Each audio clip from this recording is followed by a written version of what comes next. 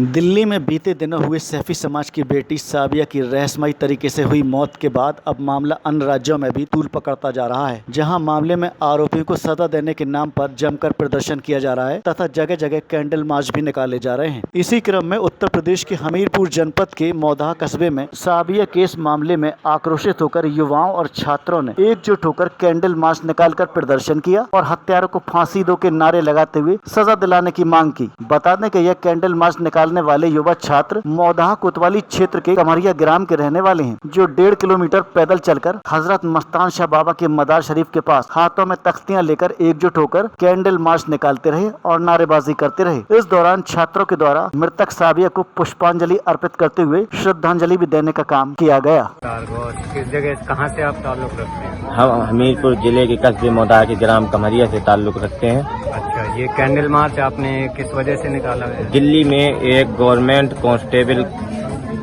जो दिल्ली में सरकारी नौकरी करती थी, जिसका नाम साजिया सैफी था, वो कुछ दिन पहले लापता हो जाती है और उनके घर वाले उच्च अधिकारियों के पास जाते हैं, हमें अपनी बेटी की जानकारी चाहिए, तब वहाँ से कोई इंसाफ नहीं मिलता, ना ही कोई जानकारी दी जाती। तो उस बात के लिए जब 40 दिन बीते और वो डेड बॉडी उनकी मिली, तो कम से कम 50 या 52 चाकू के निशान मिले और हमारे पास एक रिपोर्ट आई कि उसका बलात्कार भी किया गया है। तो हमने ये हजरत मस्तान साहब बाबा में कैंडल मार्च निकालकर बच्ची को श्रद्धांजलि दी और मीडिया इस मुद्दे को नहीं उछाल रहा है।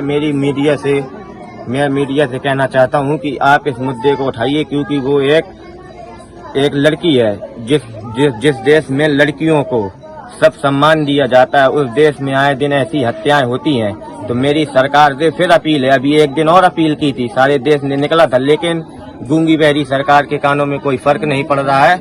अगर इसको इंसाफ नहीं मिला तो आगे हमारा और भी बड़ा कदम हो सकता है और हम सरकारी कि दिल्ली में एक कांस्टेबल जो साजिया सैफी नाम की कांस्टेबल थी, उसका कुछ दिनों पहले अपहरण हो जाता है, गायब हो जाती है। उसके बाद उसके घर वाले, परिवार वाले सरकारी ऑफिसर्स के पास जाते हैं और उसके लिए मांग करते हैं, उसकी खोजबीन के लिए, लेकिन उन्हें कोई रिस्पांस नहीं मिलता वहाँ से और उन्हें वहाँ से भगा दिया जाता है। किसी तरह का कोई रिस्पांस नहीं दिया जाता और कुछ दिनों बाद उसकी डेड बॉडी मिलती है, जिसमें बहुत सारे चाकू के जख्म भी रहते हैं और उन्हें बुरी तरह से उसे जख्मी किया जाता है और उसे मार दिया जाता है।